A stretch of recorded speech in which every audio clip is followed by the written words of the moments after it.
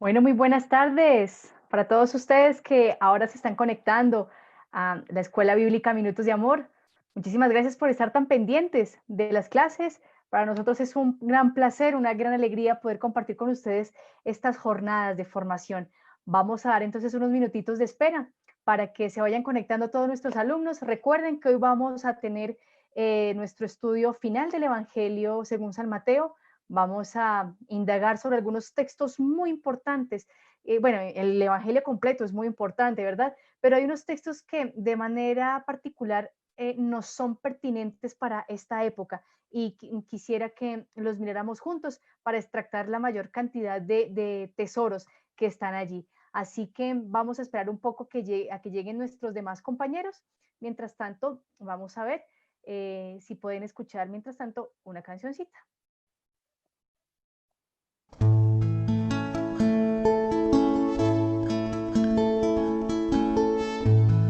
Tu palabra da horizonte a quien camina. Tu palabra es la luz de cada día. Tu palabra es el agua que empapa la semilla y prepara tierra y hierba para dar vida.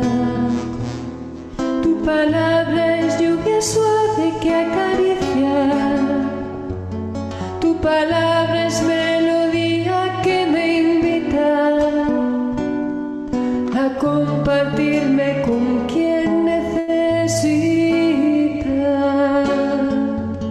Horizonte, agua y luz para su vida.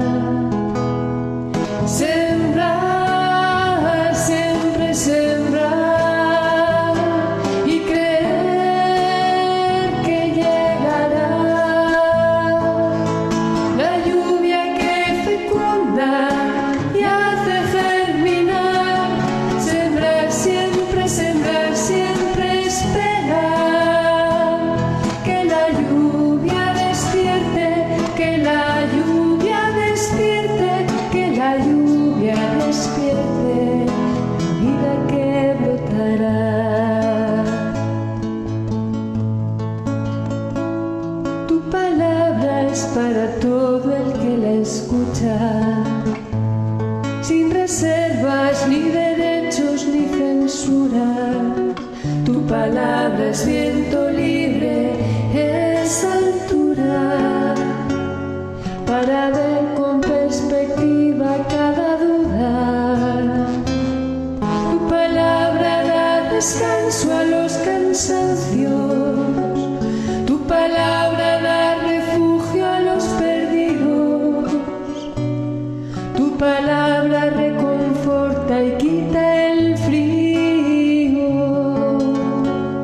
que nos va calando dentro sin tu abrigo. Sembrar, siempre sembrar y creer que llegará la lluvia que fecunda y hace germinar.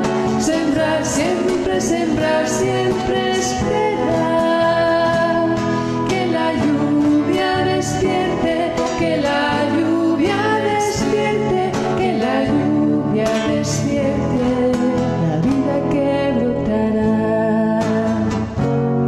Tu palabra es la mirada de los almas. Tu palabra es el amor hecho mirada. Tu palabra es salvación enamorada que no excluye ni nos pide a cambio nada.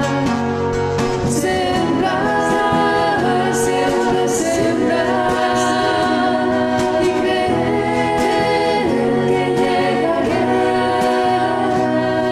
la lluvia que fecunda y hace germinar. Sembrar, siempre esperar que la lluvia despierte, que la lluvia despierte, que la lluvia despierte que brotará. Que la lluvia despierte, que la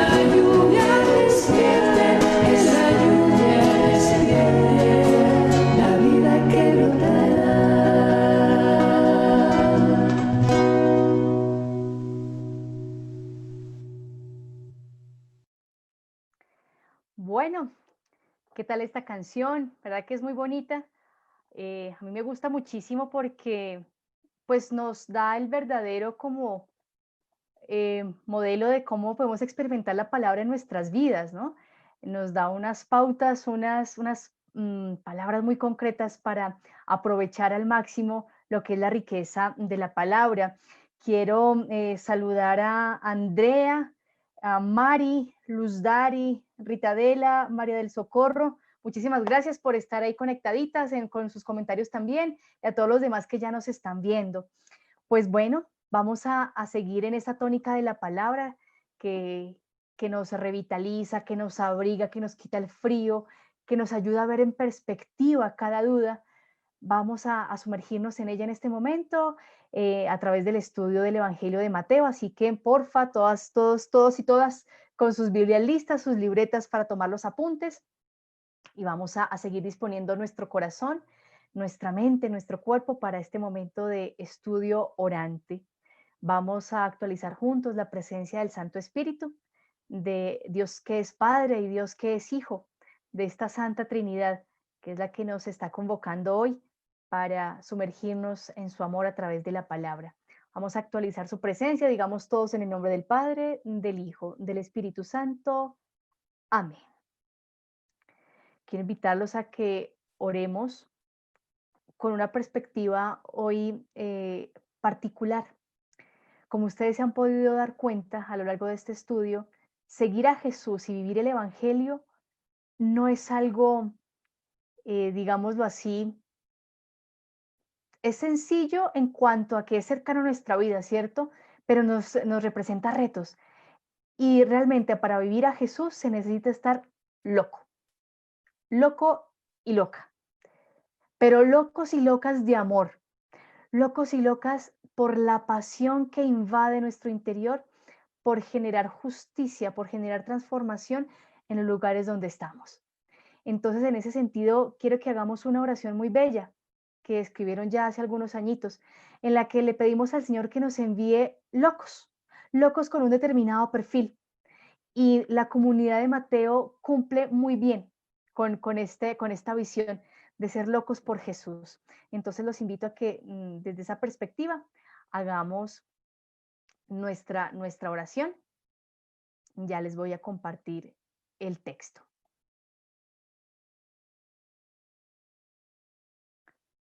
Muy bien.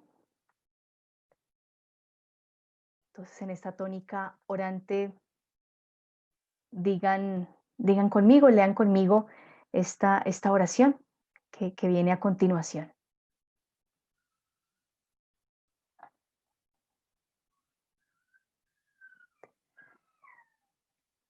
Dice, envíanos locos.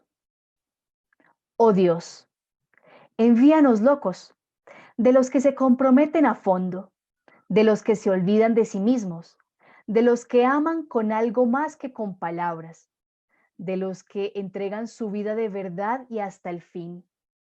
Danos locos, chiflados, apasionados, hombres y mujeres capaces de dar el salto hacia la inseguridad, hacia la incertidumbre sorprendente de la pobreza.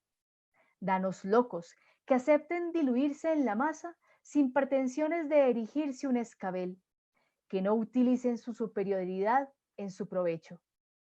Danos locos, locos del presente, enamorados de una forma de vida sencilla, liberadores eficientes del proletariado, amantes de la paz, puros de conciencia, resueltos a nunca traicionar, capaces de aceptar cualquier tarea, de acudir donde sea, libres y obedientes, espontáneos y tenaces, dulces y fuertes.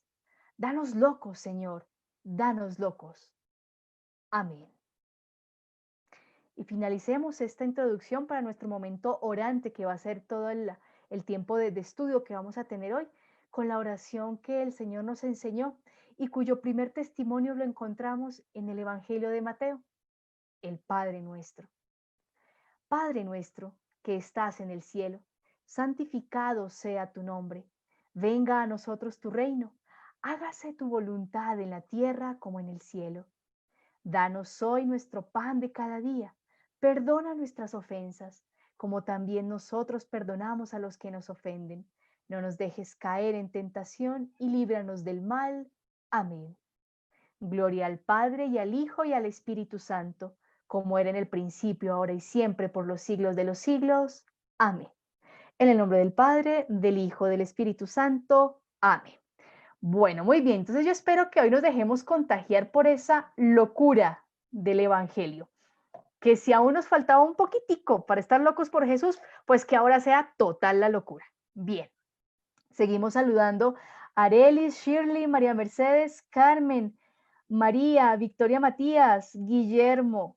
Muchísimas gracias por estar aquí súper conectaditos, súper atentos. Muy bien. Y a todos los que ya nos están viendo y nos están escuchando. Entonces vamos a entrar en materia y vamos a sumergirnos, como les decía, en unos textos muy concretos del Evangelio de Mateo, que yo recuerdo, teníamos una tareita, ahorita vamos a revisarla un poquito, ¿sí? Eh, pero de esos 8 textos que yo les propuse para meditar, para reflexionar a la luz de una pregunta, ¿no? De qué cosas nos revelan de la comunidad esos textos. Esa era la pregunta clave, ¿no? De esos 8 textos que les propuse, tomé 2 para profundizar, porque a la luz del Espíritu, considero que nos resultan muy pertinentes para esta época que estamos viviendo, una época de transformación, de cambio para retornar nuevos a la vida. Entonces vamos a hacer esa profundización, pero antes quería recordarles una cosita, de que este párrafo nos sirve como de resumen de lo que vimos en nuestra clase anterior, en la que veíamos ciertas características del Evangelio de Mateo. Entonces, quiero retomar una expresión del padre José Antonio Pagola, que él tiene en su libro El Camino Abierto por Jesús, Evangelio de Mateo. La editorial es PPC, por si lo quieren buscar. Dice el padre Pagola: en este momento crucial, Mateo proclama que Jesús no es un falso profeta ejecutado en la cruz, sino el verdadero Mesías, resucitado por Dios, en el que alcanza su culminación la historia de Israel. No es un maestro fracasado, sino el nuevo Moisés, portador de una nueva ley de vida. De este Jesús, el Cristo, está naciendo el nuevo Israel, la iglesia convocada por el resucitado.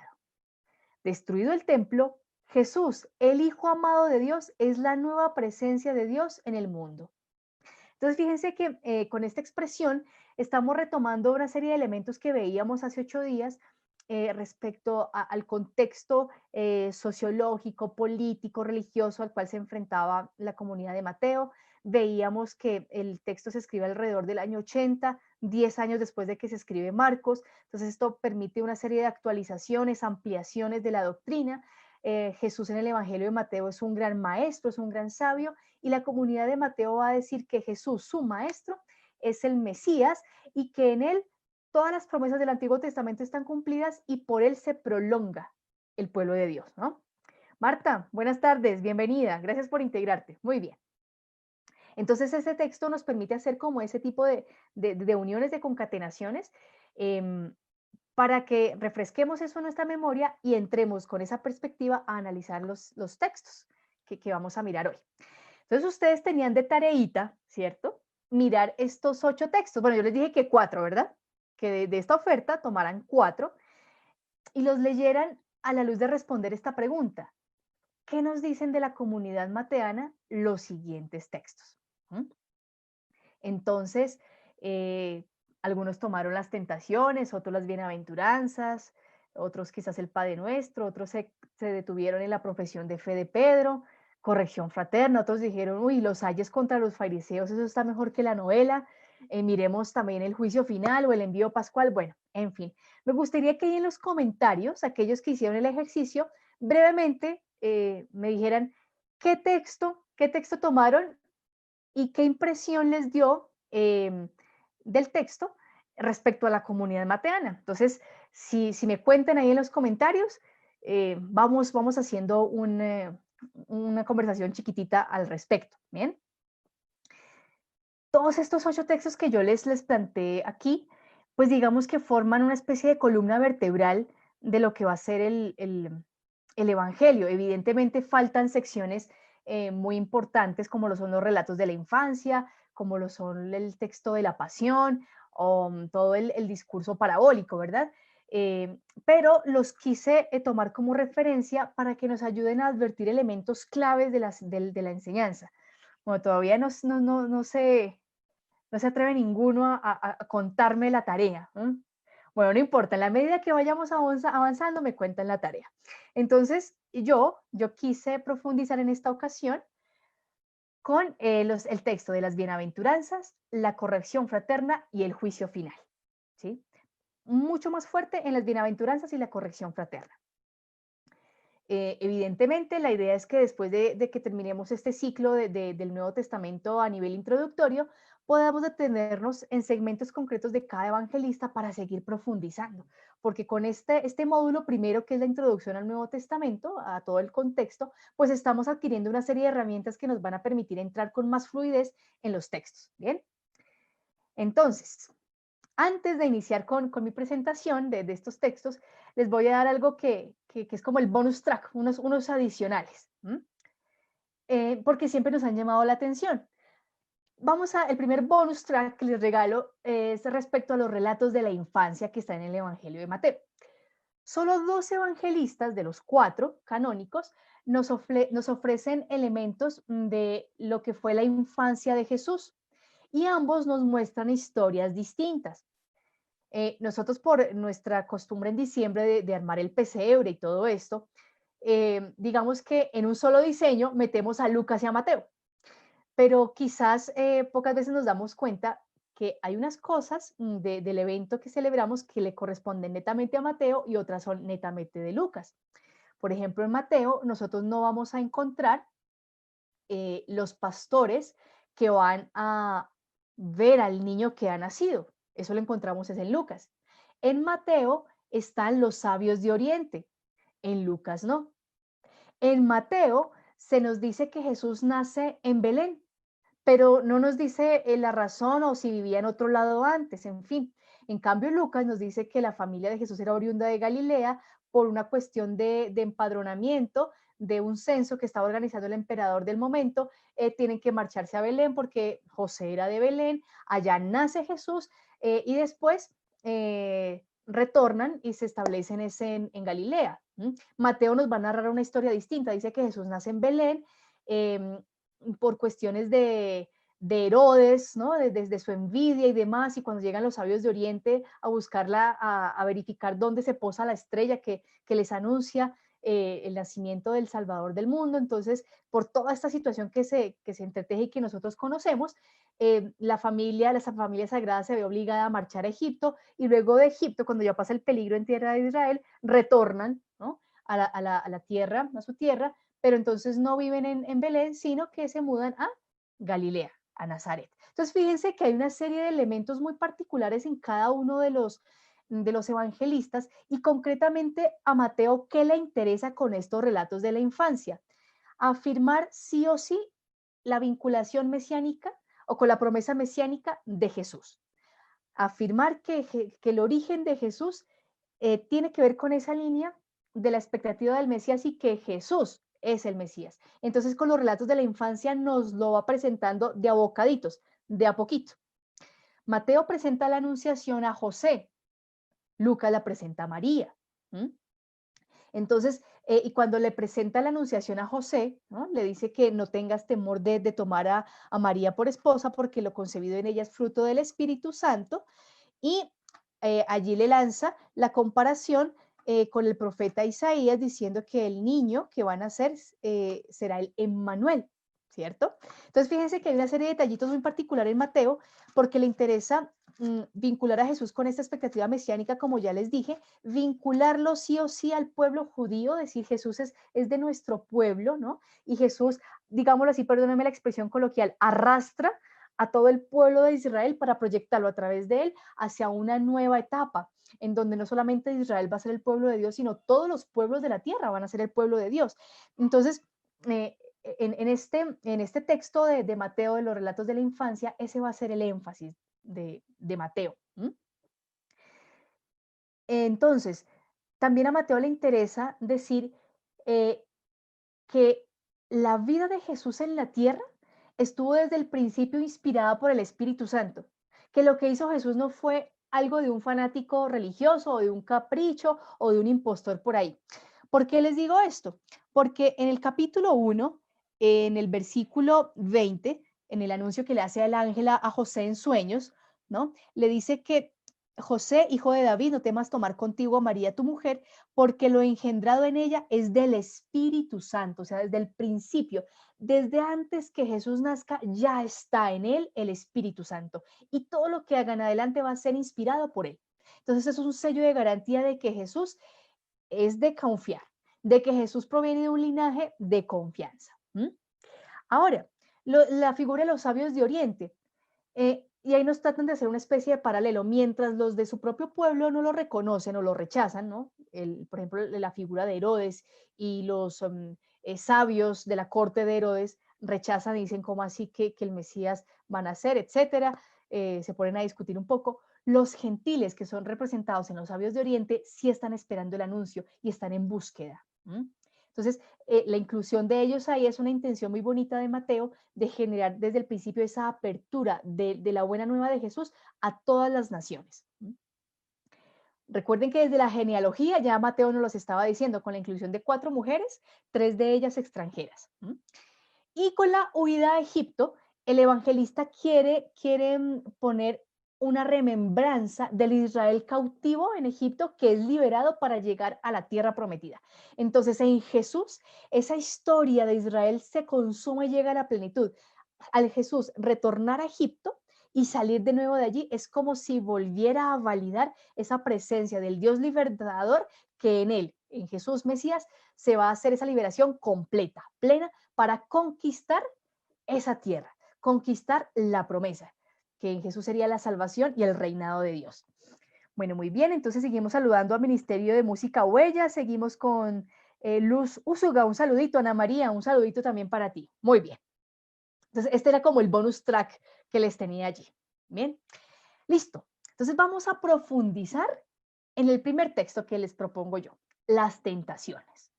Y pongo yo estas 2 preguntas para que comencemos a pensar, a ver, ¿las tentaciones en Mateo serán un diálogo interno, un diálogo que tiene Jesús consigo mismo, un discernimiento? ¿O será la confrontación de la comunidad con los grupos sociales del momento? Pues bien, las tentaciones tienen tanto de lo uno como de lo otro. Como lo veíamos con el Evangelio de Marcos, el periodo de tentaciones de Jesús en el desierto es más bien un periodo de discernimiento, en el que Jesús se somete a una confrontación personal fuerte para decir, yo hacia dónde voy a dirigir mi vida, este llamado que siento que me está haciendo Dios, ¿por dónde lo voy a encauzar? El hecho de que nos digan que pasó 40 días y 40 noches, recuerden que el número 40 es tiempo de maduración, es tiempo necesario para un cambio. Cuando inicias la cuarentena, estás en un estilo de vida, en una manera de pensar. Cuando sales de la cuarentena, estás en otro esquema, estás renovado, has tomado decisiones, eres más maduro, en fin. Entonces, ese periodo de Jesús en el desierto es un periodo muy interesante de maduración, de confrontación, de discernimiento. Un paréntesis chiquitito. La palabra desierto en hebreo es midbar. Y midbar, cuando tú la miras desde el hebreo y la descompones, esa palabrita, significa también desde la palabra o dentro de la palabra. Así que para un israelita, para un judío, estar en el desierto es estar inmerso en la palabra. Entonces pudiéramos decir que Jesús en el desierto está haciendo un contacto con la palabra de Dios para descubrir su vocación y saber por dónde irse, por dónde definirse. Y todo proceso de discernimiento, lógicamente, nos genera preguntas, cositas sugerentes por aquí, cositas sugerentes por acá. Y lo que el evangelista Mateo quiere hacer al ofrecernos un relato muchísimo más extenso que el que nos ofrece Marcos, es precisamente hacer visibles las cosas que con las cosas que tuvo que discernir Jesús para afrontar su misión y las decisiones que debe tomar también la comunidad en el momento para ser discípula fiel de Jesús. Entonces vamos a ver esto de la siguiente manera. Por cuestiones de tiempo, vamos a leer así brevemente las tentaciones. Bien, dice el texto, las tentaciones están en el capítulo 4, versículos 1 al 12. Dice el texto, Entonces Jesús fue llevado por el Espíritu al desierto para ser tentado por el diablo. Después de hacer un ayuno de 40 días y 40 noches, sintió hambre. El tentador se acercó y le dijo, si eres hijo de Dios, di que estas piedras se conviertan en panes. Mas él respondió, está escrito, no solo de pan vive el hombre, sino de toda palabra que sale de la boca de Dios. Entonces el diablo lo llevó consigo a la ciudad santa, lo puso sobre el alero del templo y le dijo, si eres hijo de Dios, tírate abajo, porque está escrito, a sus ángeles te encomendará y en sus manos te llevarán, para que no tropiece tu pie en piedra alguna. Jesús le contestó, también está escrito, no tentarás al Señor tu Dios. De nuevo, lo llevó consigo el diablo a un monte muy alto, le mostró todos los reinos del mundo y su gloria, y le dijo, todo esto te daré si te postras y me adoras. Dícele entonces Jesús, apártate, Satanás, porque está escrito, al Señor tu Dios adorarás y solo a Él darás culto. El diablo finalmente lo dejó, y entonces se acercaron unos ángeles y se pusieron a servirle. Palabra de Dios, te alabamos, Señor. Bien. María del Carmen y María Torres, bendiciones. Gracias por estar aquí. Muy bien. Pues resulta que vamos a mirar aquí varias cositas. Dice en el capítulo 3, versículos 13 y siguientes, acabó de ocurrir el bautismo de Jesús. Y en el bautismo de Jesús se escuchó una voz del cielo que dijo algo clave, ¿cierto? Este es mi Hijo amado en quien me complazco. Eso ya lo sabíamos incluso recordando lo que pasó también con la historia de Marcos, porque recordemos que Mateo toma esa plantilla general, ¿cierto? Entonces, en el bautismo, Jesús experimentó que Dios le dijo, tú eres mi hijo, en ti me complazco. ¿Mm? Entonces, las tentaciones van a generar un espacio, o más bien ese espacio de confrontación va a ser un espacio para verificar en qué términos yo quiero ser hijo de Dios o en qué términos tengo que desarrollar mi filiación con Dios. Porque todos podemos decir, sí, yo soy hijo de Dios. ¿Cuántos hijos de muchos reyes y nobles en la antigüedad hicieron y deshicieron porque eran hijos del rey, ¿cierto? Entonces, en la figura de Jesús, no es porque él vaya a hacer, fuera a hacer cosas terribles, no, de ninguna manera, ¿no? Pero el evangelista pone esta escena con esta pregunta de fondo de verificar en qué términos vamos a ser hijos, porque es importante que los discípulos tengan hoy la claridad que tuvo el mismo Jesús. Es en ese sentido. Entonces, revisando nuevamente el texto, ustedes allá en sus Biblias van mirando, ¿cierto? Dice, después del bautismo, dice Jesús entonces fue llevado por el Espíritu al desierto para ser tentado por el diablo. Cuando tú miras esto en griego, lo que dice es que el Espíritu como que botó a Jesús, lo impulsó, lo dejó, lo empujó prácticamente. ¿Mm? Cuando nosotros estamos discerniendo nuestra vocación, necesariamente nos vamos a ver abocados a respondernos preguntas cruciales. ¿Mm? Entonces Jesús de una entra en este proceso. ¿Mm? Para ser tentado por el diablo, ¿no? En el texto van a haber 4 maneras de llamar a la persona que está discutiendo con Jesús. 4 maneras. La primera es diablo. Mírenla ahí en el versículo 1. En el versículo 3 le van a decir el tentador. ¿Mm? Luego, en el versículo 10, mentira, son 3. Y en el versículo 10 le va a decir Satanás. Entonces, diablo, tentador y Satanás. Son 3 maneras de referirse a un mismo oponente de Jesús. ¿Mm? Josefa, buenas tardes. Dios te bendiga también, María Isabel. Un abrazo. Edilberto, hola, hola. Muy bien. Entonces, vamos a mirar eso porque es bien interesante. Diablo, diabolos. El diabolos es el que divide. ¿Mm? Entonces, lo primero que el oponente intenta en la batalla, ¿cierto? Es generarte división, es generarte descomposición interna, que comiences a estar entre 2 cosas. ¿Mm? Lo contrario a lo diabólico es lo simbólico, o sea, lo unido, lo integrado. ¿Mm?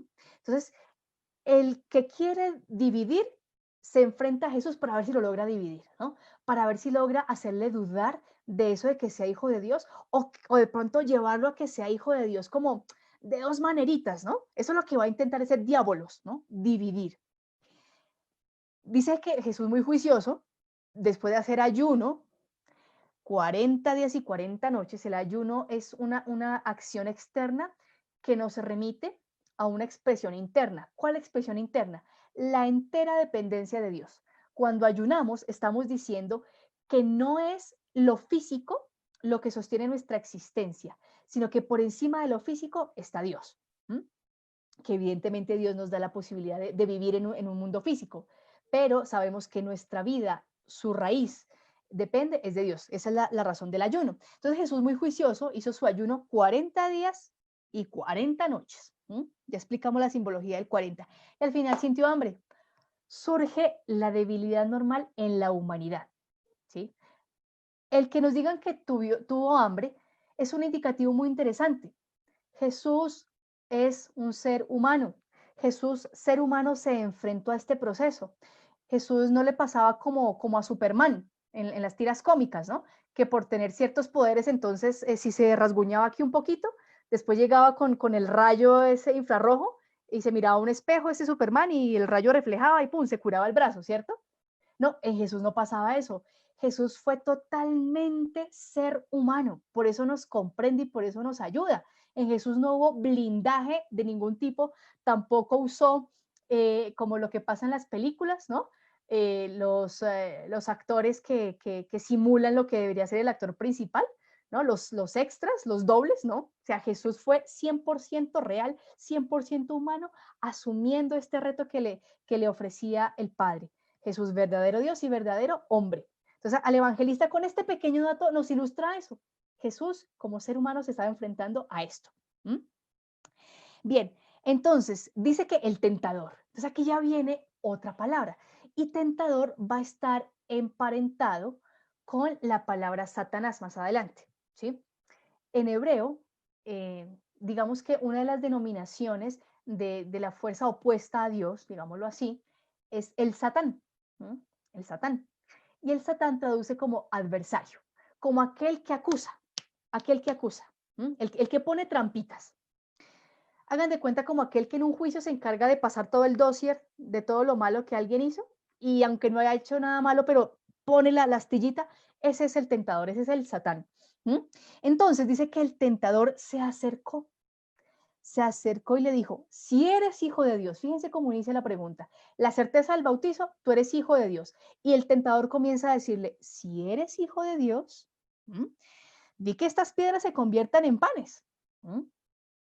Si eres el hijo de Dios, tienes múltiples poderes, pues convierte eso, trabaja para ti mismo, no seas tonto, ¿no? Y fíjense Jesús con qué le contesta. Jesús le dice, no solo de pan vive el hombre, sino de toda palabra que sale de la boca de Dios. Quien lee este evangelio, imaginemos que nosotros somos esa comunidad de Mateo. Cuando nosotros leemos la respuesta de Jesús, inmediatamente nuestro corazón se inflama. ¿Por qué? Porque reconocemos que en la respuesta de Jesús está el texto del Deuteronomio. Si ustedes van a Deuteronomio 8:3, van a encontrar esa respuesta de Jesús. ¿Y cuando el pueblo de Israel, cuando expresa esto? Cuando reconoce que por el paso en el desierto, lo que lo sostuvo fue la palabra de Dios. Entonces Jesús le va a decir eso, no solo de pan vive el hombre. Entonces, con la escritura misma, Jesús aprende a defenderse. Mari, dices aquí, es como en Estudiar de Vivir. Tenemos muchas tentaciones, pero si tenemos bien fundamentada nuestra fe, podemos vencer las cascaritas que nos pone el maligno. Así es. Por eso es importante, ¿sí? Por eso es importante que nosotros estemos siempre en un contacto con la palabra, más allá que sabernos la de memoria, dejar que la palabra nos atraviese, dejar que la palabra nos conozca, porque la palabra nos edifica, nos dice, oye, pilas con esto, pilas que por allí te puede salir algo mal, por allá no te metas, aprovecha tal recurso, ¿ves? Entonces, por eso es que nosotros, Mari, muy bien lo dices, tenemos que estar muy, muy unidos en una espiritualidad de la palabra, una palabra que nos edifica, así como el escultor con el cincel y el mazo va dando forma, así hace la palabra con nosotros. ¿Sí? A veces usa un cincel muy delgadito, pues porque hay unas zonas muy bonitas de nosotros, ¿cierto? Y toca con cuidadito, pero en otras ocasiones hay que darle duro para romper esa piedra, ¿no? Y darle la forma que se quiere, ¿no? Bien, Entonces, eso está haciendo, Jesús está demostrándole al tentador, ¿no? Dice, tú a mí no me vas a poner cascaritas porque yo sé que yo no vivo de mí mismo, yo mismo no soy la fuente de mi existencia, yo sé que yo dependo de Dios. Bien, entonces no pudo, el tentador no pudo. Entonces viene el diabolos, el divisor, ¿no? O sea, en su papel de divisor, viene. Lo llevó consigo a la ciudad santa, lo puso sobre el alero del templo y le dijo, no nos imaginemos aquí que había la teletransportación y cosas de esas, ¿no? Recordemos que esto es una elaboración literaria con fines teológicos. Lo que quiere decir aquí el evangelista es que Jesús en una primera aproximación en su discernimiento se encontró consigo mismo, con lo que si yo me hago consciente de mi ser hijo de Dios, yo tengo que trabajar no para servirme a mí mismo, sino para servir a los demás, ¿no? Y luego Jesús ve en la figura del templo toda su tradición, ¿sí? Entonces, más que subirse a la parte alta del templo, es que Jesús toma conciencia del rol que cumple eh, el templo y el rol que cumple Jerusalén dentro del pueblo, ¿no? Entonces le va a decir el diablo lo siguiente, si eres hijo de Dios, por segunda vez, si eres hijo de Dios, tírate abajo, porque está escrito. Y mire con lo que le sale el diabolos. A sus ángeles te encomendará y en sus manos te llevarán para que no tropiece tu pie en piedra alguna. Esto es como una discusión entre rabinos, entre sabios, entre escribas bien dotados, porque el diabolos le plantea la segunda tentación a Jesús con el Salmo 91, con un texto que el israelita conocía también bastante. Entonces, Jesús le sale con otra muy interesante y le vuelve a responder con Deuteronomio 6, 16, y le dice, no tentarás al Señor tu Dios. O sea, no buscarás persuadir a Dios para que haga lo que tú quieres. En otras palabras, no harás de Dios un ídolo. ¿Qué pasaba con los ídolos? Un ídolo, yo podría decir, por ejemplo, que este bolígrafo es la representación de mi Dios, ¿no? Entonces, si este es mi Dios y aquí está mi Dios, entonces donde yo lo lleve, entonces yo porto a mi Dios, ¿no? Y todo el Dios va a estar aquí. Entonces, la cultura idolátrica hace que toda la divinidad, o piensa que toda la divinidad va a estar contenida en un objeto y que puede manipular al objeto. Entonces, si yo te arrojo incienso, si yo te hago una serie de ofrendas, tú me tienes que cumplir con lo que yo quiero, ¿no? Entonces, desde el Antiguo Testamento, los profetas vienen aclarando, oye, no, o sea, los ídolos primero ni existen y es una pérdida de tiempo porque un objeto no va a contener la divinidad y Dios es muchísimo más grande que incluso nuestras concepciones mentales. Entonces, con esta segunda tentación, Jesús vence la tentación, valga la redundancia, de convertir a Dios en un ídolo al que yo pienso que puedo manipular a son de mis oraciones, a son de mis sacrificios, ¿sí? Entonces yo no tengo por qué ponerle traspiés a Dios y decirle, a ver, si tanto que me amas, a ver, respóndeme, a ver, hazme tal favor, a ver, hazme tal milagro, porque yo ya hice esto, yo ya hice lo otro, yo ya subí a Monserrate de rodillas, yo ya tal cosa. Entonces, sintámonos como esos destinatarios del Evangelio, ¿sí? Entonces, cuando el receptor de este texto lee esto y se da cuenta y dice, sí, nosotros no podemos seguir a Jesús pensando que nuestra fe en Jesús es algo para manipular, ni a Dios ni a los hermanos. Dios es un Dios en libertad y a nosotros nos creó también en libertad. Entonces Jesús le vuelve y le contesta al diabolos con la palabra. Luego dice, de nuevo lo llevó consigo el diabolos a un monte muy alto, le mostró todos los reinos del mundo y su gloria y le dijo, todo esto te daré si te postras y me adoras. En ese puntico hay dos cosas. Lo primero, hay una mentira camuflada de verdad. ¿Cuál es la verdad camuflada? Que el diabolos tenía posesión de reinos para darle a Jesús. Pero ¿cuál es la verdad? Es Dios quien posee la realidad, es Dios la fuente, el gobernador supremo de la realidad. El diabolos no es dueño de nada. El diablo no tiene potestad de asignar absolutamente nada porque él no es el dueño. ¿El dueño quién es? Dios. Entonces, con esta dudita que le quiere sembrar el diabolos, se va directo al concepto de Dios Padre, se va directo. Porque si Dios es mi Padre, dice Jesús, si Dios es mi Padre, ¿no? Y es el dueño de todo, es Dios el que me tiene que dar a mí las cosas, ¿cierto? No el diablo, si el diablo no es mi Padre. Entonces aquí hay un rechazo directo de Jesús a una falsa paternidad, ¿sí? Delegar la paternidad de la existencia a un deseo de poder, a un deseo de control, incluso al éxito que puedo conseguir con mis propias facultades. Es renunciar a que eso es mi Padre y reconocer a Dios como mi único y verdadero Padre. ¿Mm? Entonces, dice Jesús, le responde Jesús nuevamente con Deuteronomio. Le dice, al Señor tu Dios adorarás y solo a Él darás culto. Entonces, todas estas tentaciones hacen un proceso muy bello, describen un proceso muy bello en el que Jesús confirma y reconfirma que Él quiere ser el Hijo amado de Dios según el deseo de Dios, no según otros patrones. Y la comunidad tiene que seguir el ejemplo de Jesús y también hacer su propio discernimiento. ¿Por qué? Porque la comunidad está como en el centro aquí de estos caminos de 4 vías, ¿no? Aquí está la comunidad, aquí estamos nosotros, ¿no? Entonces, la comunidad tiene que darse cuenta que no puede jugar a querer convertir piedras en panes, es decir, la comunidad no puede jugar a vivir para sí misma, ¿m? En generar estabilidad solo para que nosotros, los del grupo, estemos bien, ¿m?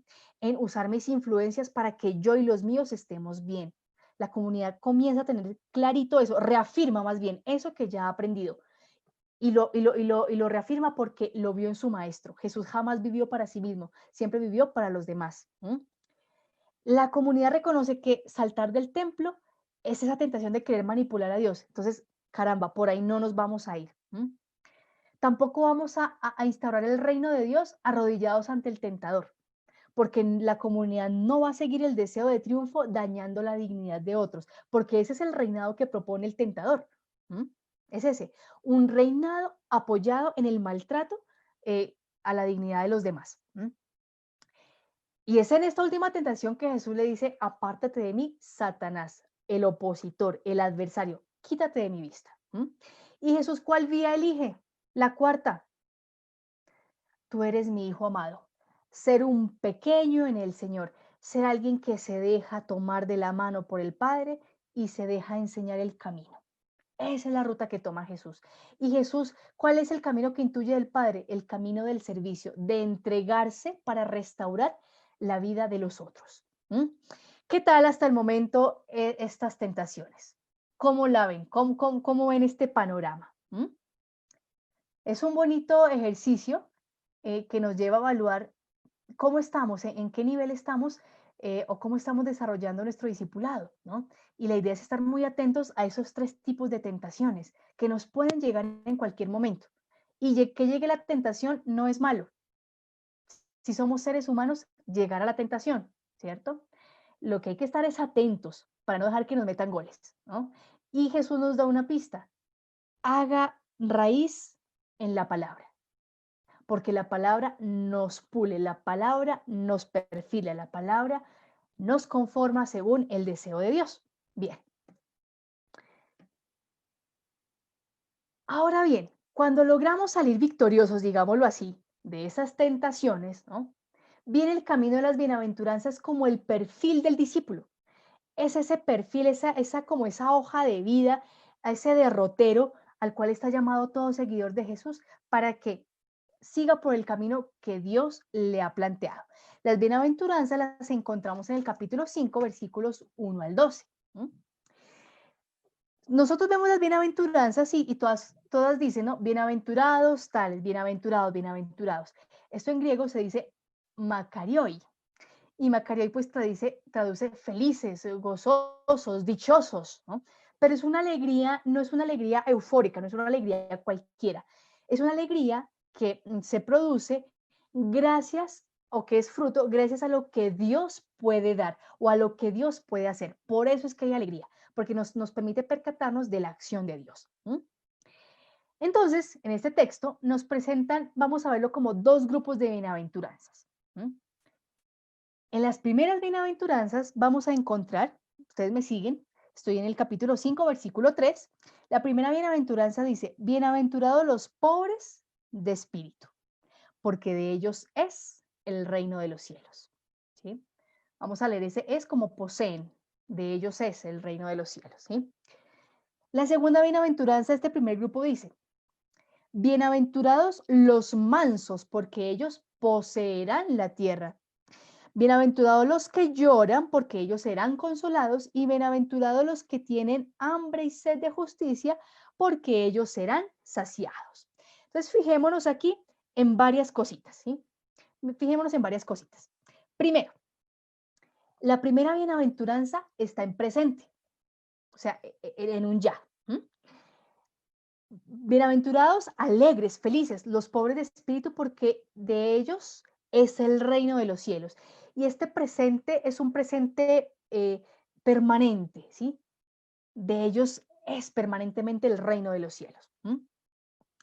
Las demás bienaventuranzas están en futuro, ¿cierto? Los mansos poseerán la tierra, los que lloran serán consolados y los que tienen hambre y sed de justicia serán saciados. Si nosotros nos percatamos de lo común que tienen estos grupitos, es que todos ellos son las víctimas del sistema. Entonces, hagamos un poquito de enlace. Ya salimos de las tentaciones y dijimos que íbamos a optar por ser hijos de Dios según el corazón de Dios, ¿cierto? Y lo primero que nos va a presentar Jesús como modelo de vida, como perfil para ser un discípulo de Él, es que reconozcamos a las víctimas del sistema, que las tengamos presentes. ¿Por qué? Porque estas víctimas no van a estar conformes. Ellas quieren un cambio, necesitan un cambio. Aquí el pobre de espíritu no es simplemente una actitud interna de yo que soy piadoso, de que de pronto soy como que hablo suavecito, que no me gustan los problemas. No, aquí el pobre de espíritu es que está tan afligido en su existencia que no tiene lo físico para vivir dignamente. Y eso le genera una aflicción interna, o sea, está afligido por dentro y por fuera, ¿sí? Entonces, el pobre espíritu no podemos quizás idealizarlo tanto, porque para el Evangelio de Mateo va a ser clave decir también que no es solamente una actitud interna, sino que hay pobres que lo son materialmente. Y lo son, muchos lo son, no porque quieran, sino porque son víctimas de la avaricia de otros. Entonces, ellos, esos pobres, ¿sí? Que se sienten en esa desazón, de ellos es el reino de los cielos, porque para ellos va la propuesta de salvación.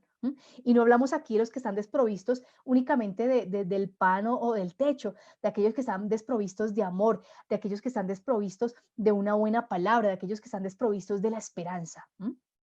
Ahora, en futuro se plantea que los mansos poseerán la tierra. El manso no es una persona, perdónenme la palabra que voy a usar, no es una persona tonta que se deja maltratar, no. El manso es aquel que en medio de la dificultad aprende a controlarse y no reacciona con violencia cuando lo afrentan. Recordemos que estamos en el grupo de las víctimas, ¿no? Del sistema, con estas bienaventuranzas. Entonces, el manso es aquel que, aunque le hagan lo que le hagan, no responde con violencia.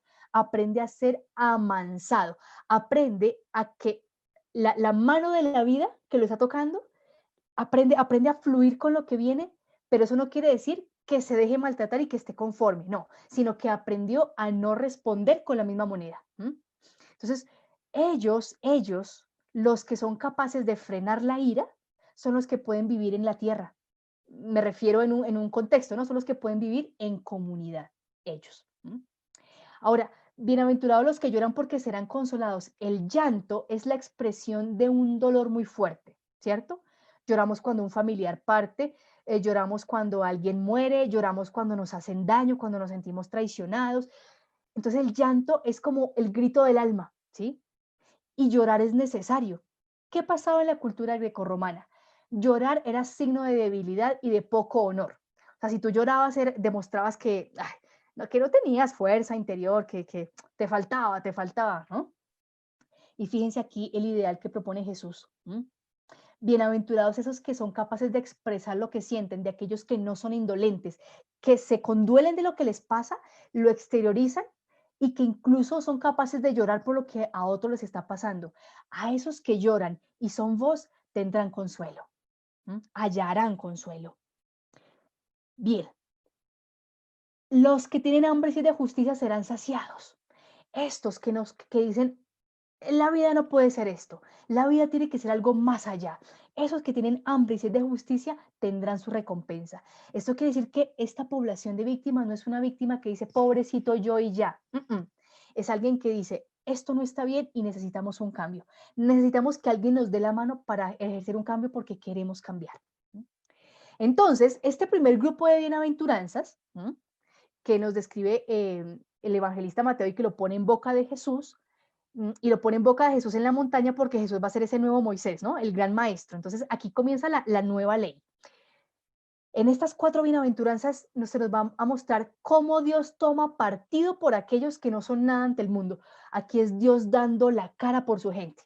Estas 4 bienaventuranzas proclaman una dicha para todo aquel que ha sido desdichado, no por ser desdichado precisamente, sino porque ustedes son felices porque es que Dios va a poner la cara por ustedes. Dios va a poner el pecho por ustedes. Dios se va a encargar de ustedes.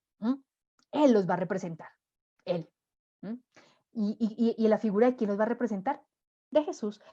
Porque Jesús va a ser el primer pobre de espíritu, va a ser el primer manso, el primero que llora y el primero que tiene hambre y es de justicia. En ese sentido, los seguidores de Jesús tienen también que ser pobres de espíritu, mansos, tienen que llorar, tienen que tener hambre y es de justicia. La segunda parte de las bienaventuranzas. Entonces nos dice, misericordiosos, los bienaventurados los misericordiosos porque ellos alcanzarán misericordia. Bienaventurados los limpios de corazón porque ellos verán a Dios. Bienaventurados los que trabajan por la paz porque ellos serán llamados hijos de Dios. Y bienaventurados los perseguidos por causa de la justicia porque de ellos es el reino de los cielos. Entonces, ese segundo grupo de las bienaventuranzas nos plantea quiénes son los transformadores del sistema. Entonces, la primera parte nos ponía a las víctimas del sistema.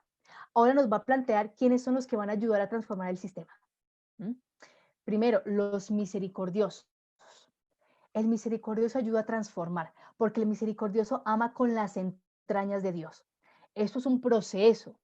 Esto no es que ya yo me tengo que obligar a ser misericordioso, no, esto se aprende, esto es un proceso. Por eso Jesús lo pone en la primera etapa del llamado a sus discípulos, porque esto es un camino. A veces quizás nos fustigamos a nosotros mismos diciendo, ¿y yo por qué no soy tan bueno? ¿Y yo por qué tal cosa? Hermanos, esto es un proceso y poquito a poquito vamos aprendiendo. Y el Señor sabe qué cosas nos cuestan y qué cosas nos quedan más fáciles hacer. Y por eso Él se vale lo que nos queda más fácil para fortalecer aquello que está más débil. Entonces, el misericordioso es aquel que se entrena en amar con las entrañas de madre que tiene Dios. Ya veíamos hace 8 días que misericordia, desde el hebreo y también pues desde el griego, hace alusión a las entrañas maternas, a la matriz. Entonces, ser misericordioso es amar con matriz, es amar como si el otro hubiera estado dentro de mí. Y eso implica jalarle las orejitas cuando se está portando mal, eso implica decirle ciertas cositas cuando se está desviando el camino, ¿no? Porque las mamás hacen eso, ¿o no? ¿Bien? Entonces, ser misericordiosos no es ser ingenuos, no es ser tontos, no es hacerse el de la vista gorda.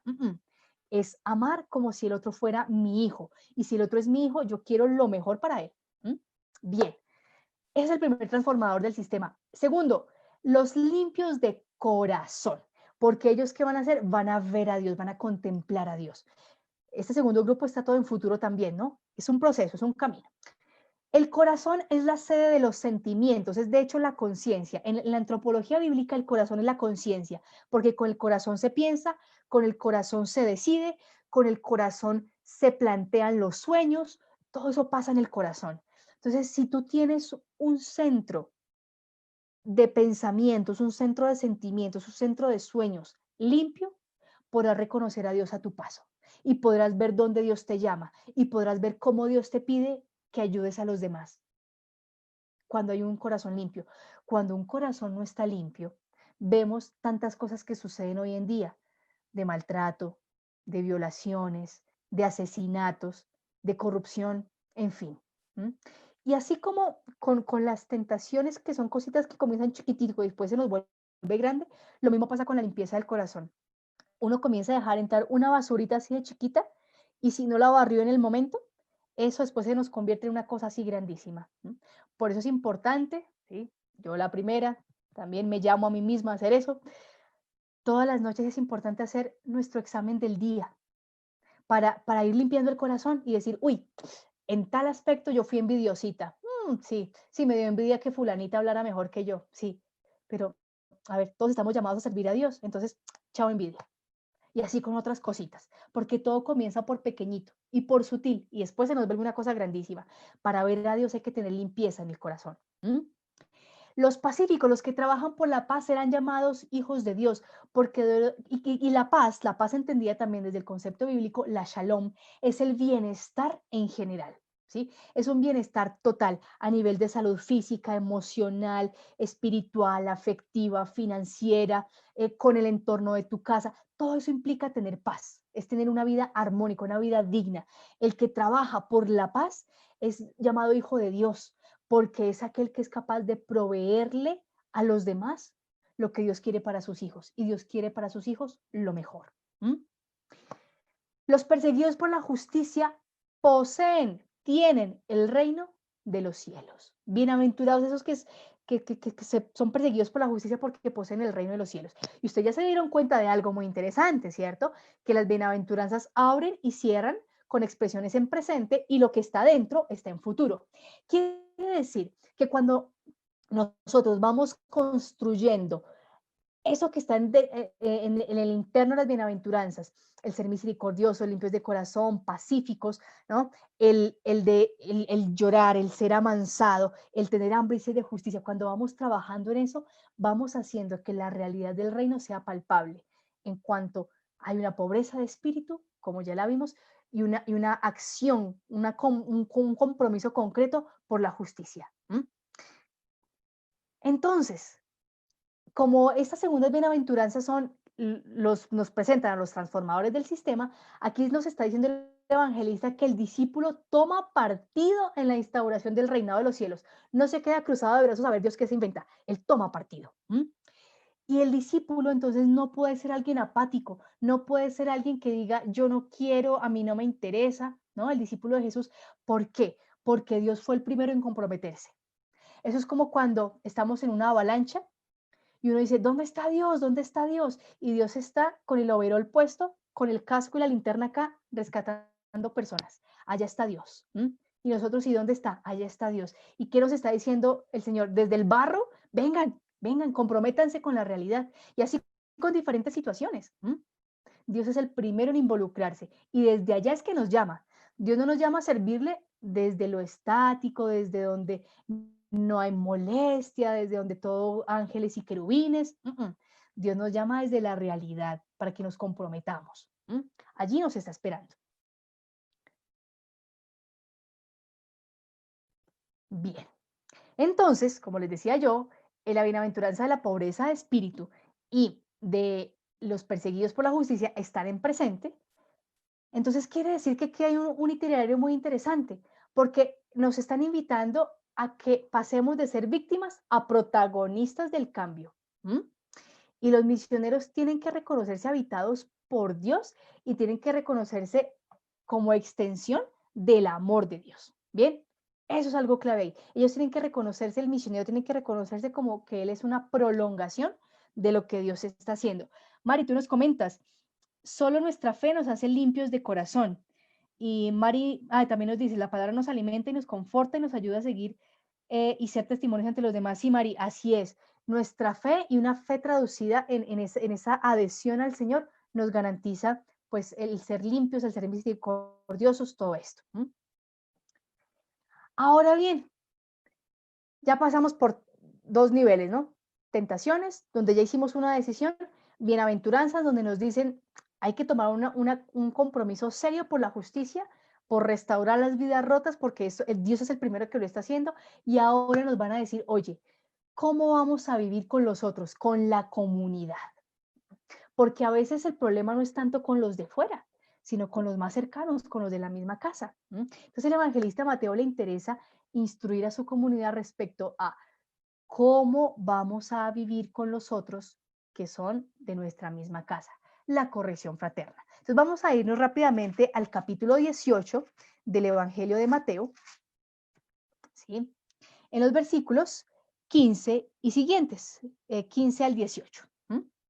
Entonces, les repito, este es un texto aplicado al entorno comunitario, a los que somos discípulos y vivimos juntos, ¿sí? En comunidad parroquial, en comunidad religiosa, en comunidad clerical, como laicos, misioneros, en fin, a los que ya somos discípulos y estamos haciendo un proceso de comunidad, de crecer juntos en orden del Evangelio, ¿cierto? Los que somos de la iglesia, mejor dicho.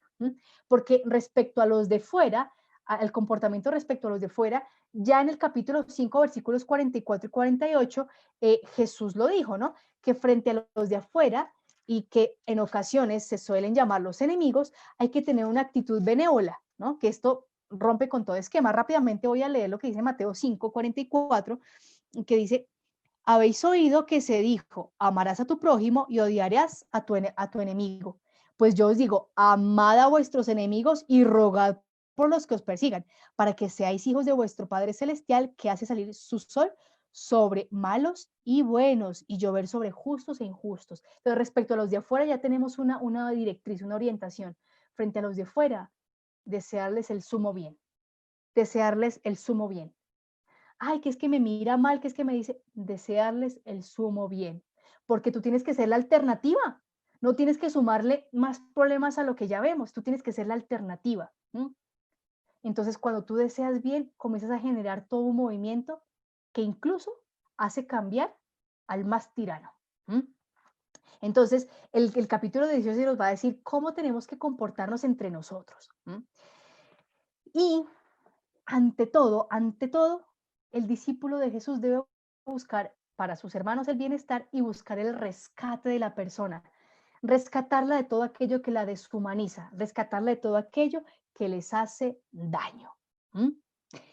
Ciertamente señalar los defectos de los otros es muy fácil, ¿cierto? Nosotros encontramos miles de defectos a cantidad de personas, sobre todo aquellos que desempeñan roles de autoridad, incluso a nosotros mismos, ¿no?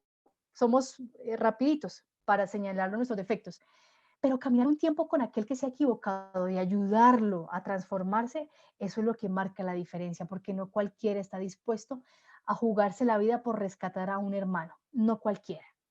Por eso hay que tener entrañas de madre. Ahora entendemos por qué hay que ser misericordiosos, porque con entrañas de madre aprendemos a entrar en este proceso. Entonces, ¿cómo dice el texto? Dice, si tu hermano llega a pecar, ve y corrígele a solas, perdón, para los que están siguiendo el texto de sus Biblias, es Mateo 18, 15 al 18. Bien, entonces estoy en el versículo 15. Si tu hermano llega a pecar, ve y corrígele a solas tú con él. Si te escucha, habrás ganado a tu hermano. Si no te escucha, bueno, vamos hasta ahí, primer versículo 15, ¿no? Entonces, la corrección a solas, aparte, ¿sí? Y es una corrección, no es un fustigamiento, no es un fusilamiento, es corrección a solas, es tomarle del brazo, o bueno, ahorita no podemos tomarnos del brazo por las situaciones de distancia higiénica que tenemos que mantener, pero es la actitud de estar cercana, ¿no? De llamar a alguien, de decirle, ven, tomémonos un café, una llamadita por teléfono, ¿cómo estás? ¿Cómo te va? ¿Cómo va todo? Y en amor decirle, mira, tú eres tan bella persona que considero que tales cositas están dañando el diamante precioso que eres, por esto y por esto. Es una corrección y se hace a solas, porque el interés de la corrección es recuperar al hermano, más no ponerlo en ridículo. Nosotros muchas veces comenzamos por aquí, por la última parte, y le ventilamos el defecto del hermano a todo el mundo, y el último en enterarse es el hermano en cuestión. Entonces, fíjense lo que nos va a decir Mateo. Corrígelo a solas. Háblele con cariño a solas. Si te escucha, ganaste a tu hermano, porque lo volviste al redil. Si no te escucha, tampoco lo dejes a su suerte, no lo abandones. ¿Qué dice el versículo 16? Si no te escucha, toma todavía contigo, miren ese todavía, ¿sí? Haga el esfuerzo, busque. Toma todavía contigo uno o dos para que todo asunto quede zanjado por la palabra de 2 o 3 testigos. Entonces, la corrección con 2 testigos. Ojo, testigos, personas que sepan lo que está ocurriendo, ¿sí? No es con el que, venga usted que le cae mal fulanito o fulanita, venga, aprovechemos que le estamos diciendo estas cosas. No, por Dios, porque el interés es rescatar al hermano, ¿sí? Entonces, es corregirlo con 2 personas, con 3. Bueno, el texto nos dice 2 o 3 testigos haciendo alusión a la ley judía, ¿no? Que decía que un testimonio era creíble cuando 2 o 3 habían visto, ¿no? Entonces era un testimonio creíble.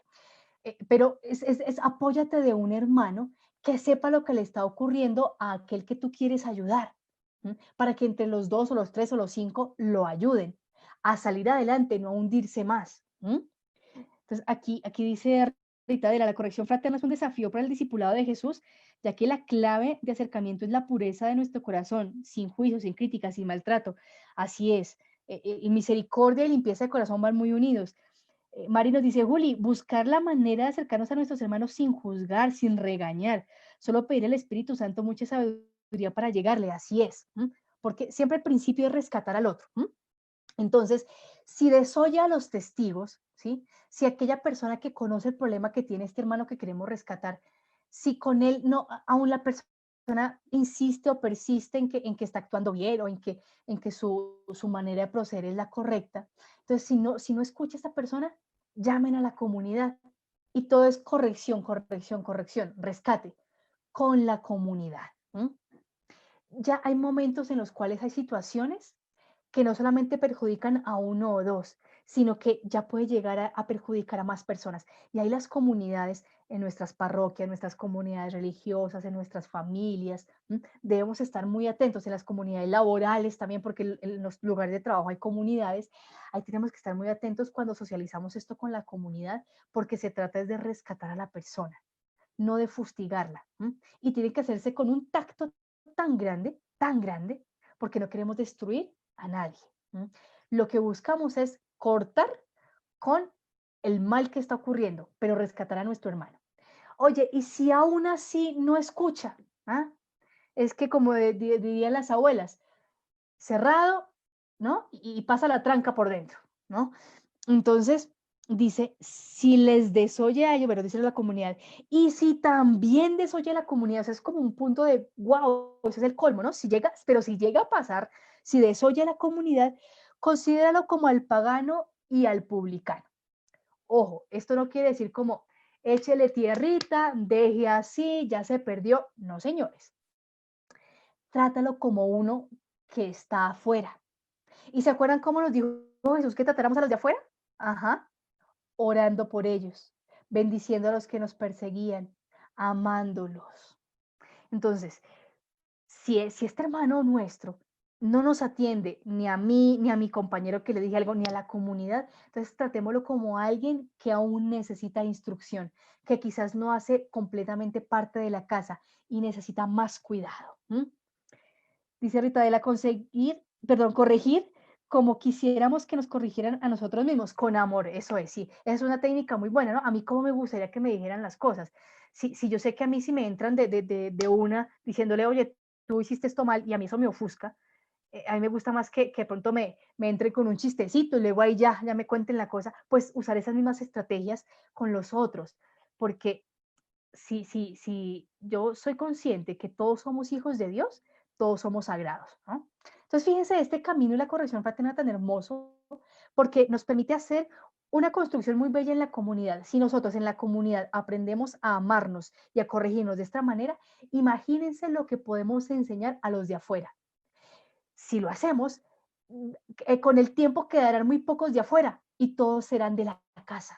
Y ahí transformaremos la historia. Y cumpliremos con esas promesas de las bienaventuranzas. ¿Ven cómo todo se va uniendo? Bien, así las cosas. Esta exhortación de la corrección fraterna termina con algo bellísimo. Dice Jesús en el verso 18. Yo les aseguro, que todo lo que aten en la tierra quedará atado en el cielo, y todo lo que desaten en la tierra quedará desatado en el cielo. ¿A ustedes eso no les suena familiar, esa expresión? ¿A quién más le dijo eso Jesús? Echemos cabeza un rato. ¿A quién más le dijo? Pues les voy a dar una pistica. Esa pista está en el capítulo 16. Pues esas palabras se las dijo también Jesús a Pedro cuando Pedro reconoció e hizo la confesión de fe en Jesús, que le dijo, tú eres el Cristo, el Hijo de Dios. Vamos rápidamente, rápido. Mateo 16, 18, 20. Dice, Yo a mi vez te digo que tú eres Pedro y que sobre esta piedra edificaré mi iglesia y las puertas del Hades no prevalecerán contra ella. A ti te daré las llaves del reino de los cielos. Lo que ates en la tierra quedará atado en los cielos, y lo que desates en la tierra quedará desatado en los cielos. Entonces mandó a sus discípulos que no dijesen a nadie que él era el Cristo. Pero fijémonos el verso 19. Lo que ates en la tierra quedará atado en los cielos, y lo que desates en la tierra quedará desatado en los cielos. Eso mismo le dijo Jesús a la comunidad. Esto es bellísimo, hermanos, porque quiere decir que Pedro y la comunidad, es decir, que los líderes y la comunidad tienen por igual este mandato de administrar con sabiduría la gracia que Dios ha dado, todos por igual, absolutamente todos. ¿Mm? Victoria, sí señora, tratar a los demás como nos gustaría ser tratados, sí señora. ¿Mm? Entonces, juntos, toda la iglesia, no solamente el Papa, no solamente la hermanita, no solamente el ministro extraordinario de la comunión, no solamente el catequista, no solamente el ama de casa, todos, todos los bautizados tenemos esa responsabilidad y a su vez esa autoridad que debemos manejar con mucha prudencia y mucho respeto, porque todos estamos llamados a administrar correctamente las gracias que Dios da a la iglesia. Tenemos que pedirle muchísimo al Señor, al Espíritu Santo, que siempre nos dé su iluminación para no herir a la gente, para no generar divisiones, separaciones, para no maltratar a las personas, porque nosotros también está esa responsabilidad de generar esa comunicación de lo espiritual en medio de nosotros. Que ojalá nos reconozcan siempre por ser personas que abrimos las puertas a los demás, que nos esforzamos por mejorar primero nosotros mismos para poder ayudar a los demás, pero que ojalá pidámosle mucho al Espíritu que no caigamos en eso de cerrarles puertas, de rechazar a las personas. Sí, muy bien.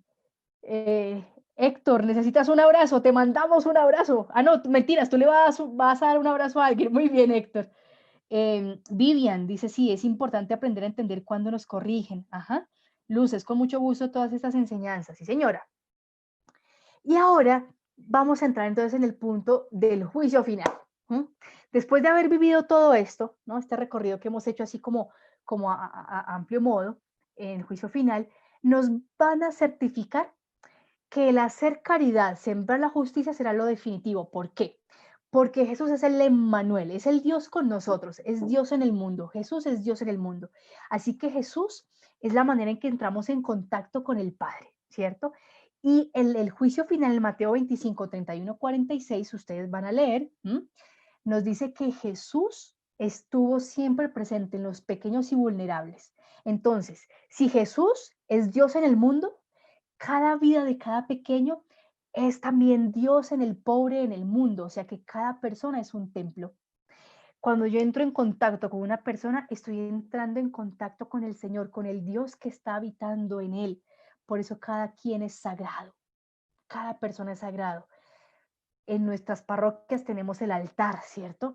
Y lo amamos con mucho respeto. Obviamente el lugar del Santísimo es un lugar de especial devoción, de especial entrega, porque ahí está la presencia sacramentada del Señor. Pero nosotros debemos tratar con sumo respeto también la presencia de Dios, la presencia de Jesús en cada hermano y en cada hermana que nos encontramos. Fíjese la sentencia que va a arrojar Jesús en ese texto, o que pone el evangelista en boca de Jesús más bien. Cuanto dejaron de hacer con uno de estos más pequeños, también conmigo dejaron de hacerlo. Así que todo el Evangelio de Mateo va a ser una instrucción de cómo desde Jesús hacer lo que corresponde, hacer lo que como sus discípulos tenemos que hacer. No solamente saber lo que tenemos que hacer, sino hacerlo. Recuerden que hace 8 días mirábamos eso, ¿no? Que el evangelista le interesaba que su comunidad no solamente fuera erudita en el Señor, sino que actuara como Él. Entonces, en este relato del juicio final, en esta parábola, se nos está narrando que el hacer justicia, el sembrar caridad, es lo que nos va a permitir construir ese reinado de Dios, porque en el pobre está Jesús. En el envío final, entonces, en Mateo 28, 18, 20, se nos va a decir que nosotros como discípulos, ¿qué tenemos que hacer? Ser maestros, enseñar a otros lo que hemos aprendido. En Mateo 28, 18, 20 nos dice, Jesús se acercó a ellos y les habló así, me ha sido dado todo poder en el cielo y en la tierra. ¿Se acuerdan la tentación del poder? ¿Se acuerdan? Jesús, ¿ahora qué está diciendo? Que fue el Padre el que se la dio. Está ratificando que su opción fue la correcta. Entonces, dice, me ha sido dado todo poder en el cielo y en la tierra. En virtud de eso, vayan y hagan discípulos a todas las gentes. Hagan de la casa a todos los que están afuera. Hagan a todos sentirse en casa. Bautizándolos, sumergiéndolos, ¿no? Porque bautizarse es sumergirse, es teñirse.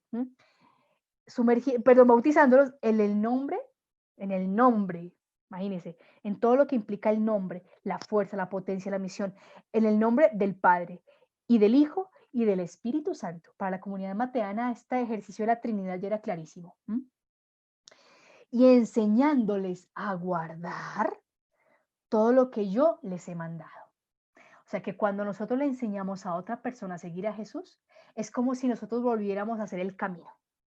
Otra vez comenzando, otra vez. Cada vez que le enseñamos a alguien a seguir a Jesús, es como un reiniciar nuestro camino. Yo estaré y estad seguros que yo estaré con vosotros día tras día hasta el fin del mundo. ¿Se acuerdan que con Marcos veíamos que Jesús iba a hacer sinergia con sus discípulos? Esa misma realidad Mateo la plantea diciendo que Jesús va a estar siempre presente, porque Él es el Emmanuel, el Dios con nosotros, siempre Jesús, aquí y ahora. Con todo este recorrido, nosotros estamos viendo que el reinado de los cielos, que el reino de los cielos es un proceso de buscar a Dios y dejarse encontrar por Él. Hacernos discípulos del reino implica esta apertura. Dejarnos encontrar por Dios y también saberlo buscar a Él. Entonces, este buscar a Dios, yo lo estoy poniendo a bailar en el Evangelio de Mateo, ¿no? Por eso es lo rico, que veamos la riqueza del texto y que cada parte, vista incluso en desorden, nos permite generar una línea de comprensión muy bonita. Decíamos que el reino de los cielos es un proceso de buscar a Dios y dejarse encontrar por Él. Quiere decir que Dios está buscando y yo estoy buscando, ¿cierto? ¿Dónde encontramos eso que Dios nos está buscando? Que eso es muy bonito, ¿cierto? Vayamos rápidamente a Mateo 13, ¿sí? Mateo 13, 44. Mateo 13, 44. Es la parábola del tesoro escondido. Entonces les leo la parábola. Dice así. El reino de los cielos es semejante a un tesoro escondido en un campo. Cuando un hombre lo encuentra, vuelve a esconderlo y de tanta alegría que le da, va, vende todo lo que tiene y compra el campo aquel. Eso es bastante particular porque hay un tesoro escondido que le da valor a un campo, o sea, vale más el tesoro que el campo. Uno, eso. Dos, no es un tesoro para vender, porque el que lo encuentra vuelve y lo entierra, porque reconoce que el campo adquiere un valor especial con el tesoro allí. Y ese tesoro es más valioso que fuera de él. Nosotros diríamos, uy, si se encontró el tesoro, pues véndalo, comercie, compre otras cosas, ¿no? Pero ¿qué hace la persona que encuentra ese tesoro? Compra el campo, se queda con todo el campo. Y el tesorito allá dentro del campo.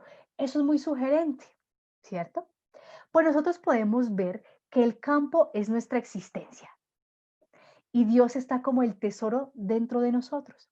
Entonces, cuando el hombre descubre a Dios por dentro, que Dios es su tesoro, el hombre no va a comenzar a comercializar con Dios, sino que va a acunar esa presencia divina en su interior, porque ahora toda su vida, toda su esencia adquirió un nuevo valor. No porque antes no lo tuviera, sino porque con el conocimiento de sentir a Dios dentro, ahora ve su existencia de una nueva manera.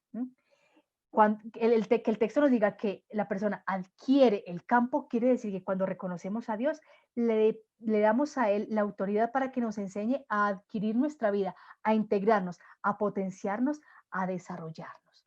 Miren qué belleza. Entonces, en el proceso, nosotros estamos buscando a Dios, ¿cierto? Y buscar a Dios es encontrar esa presencia muy dentro de nosotros para integrarnos, para hacernos uno, para potenciarnos. Ahora bien, la siguiente parábola nos va a mostrar la línea contraria, ¿sí? En esa primera parte vimos que nosotros buscábamos a Dios. Ahora vamos a ver lo contrario, cómo Dios nos busca. Entonces, en el versículo siguiente, También es semejante el reino de los cielos al caso de un mercader que anda buscando perlas finas.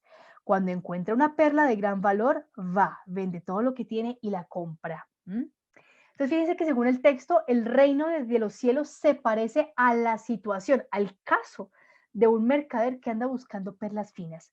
El reino de los cielos se parece a una situación de una persona muy importante que está buscando algo. Cuando encuentra una perla de gran valor, da todo lo que tiene por adquirirla. Reconoce el potencial, la belleza, el valor, no el precio. No el precio, no el precio. Queridos hermanos, les tengo una noticia. La perla eres tú. Tú eres la perla que está buscando Dios. Tú eres esa perla. Y Dios va a entregar todo lo que tiene para adquirirte a ti. ¿A quién entregó? A su Hijo. Para adquirirte a ti, la perla valiosa del Padre. Por eso, cuando Dios a través de su Hijo amado nos adquiere a nosotros, nos ve perlas hermosas, nos está diciendo a nosotros también, tú eres mi Hijo amado, en ti me complazco. Y ahí se vuelve a concatenar con ese inicio del discipulado.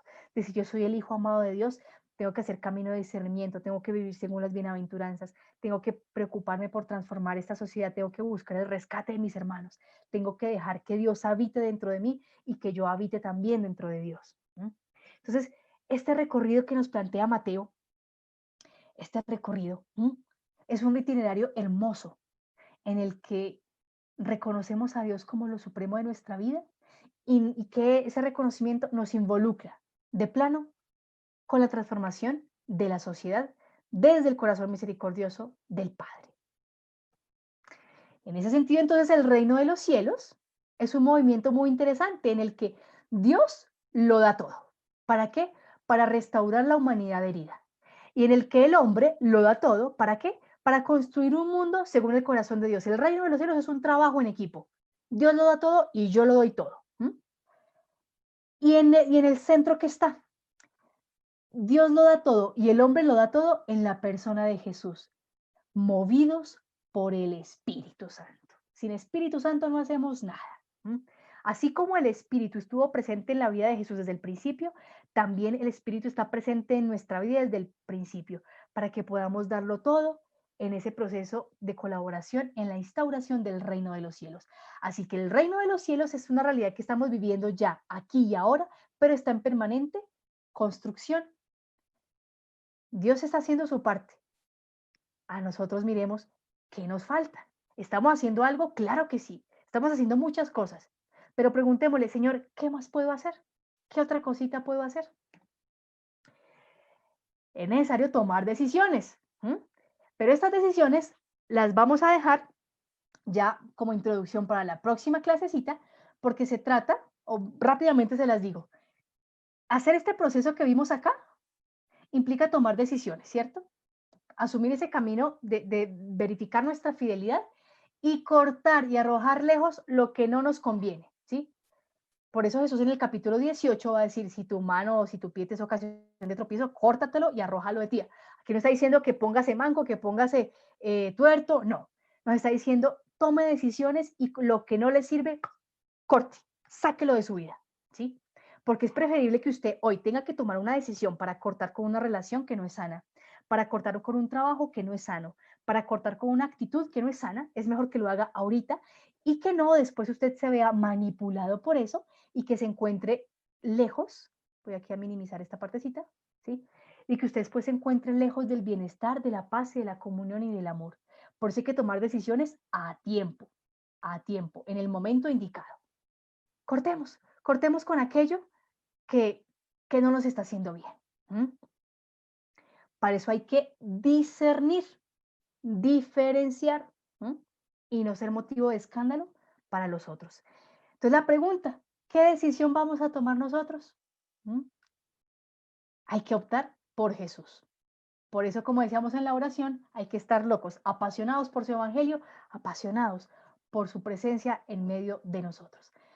A todos ustedes, muchísimas gracias por estar aquí acompañándome en estas clases. Gracias por su paciencia, por estar atentos a tantas cosas, por sus preguntas, por sus comentarios.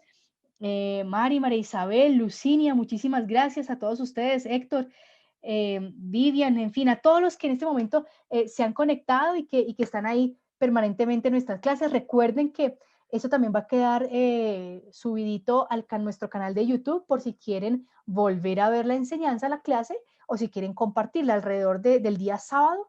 Ya pueden consultar el canal de YouTube, que es Revista Minutos de Amor, ahí en YouTube, y van a encontrar esta clasecita para que la compartan, para que la vuelvan a escuchar.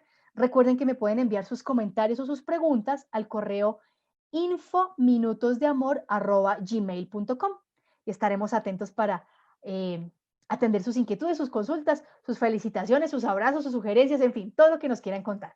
Un abrazo grande para ustedes, que el Señor los siga bendiciendo y dentro de 8 días prepárense, porque vamos a entrar con el Evangelio de Lucas. Bueno, los espero. Dios los bendiga. Un abrazo para todos.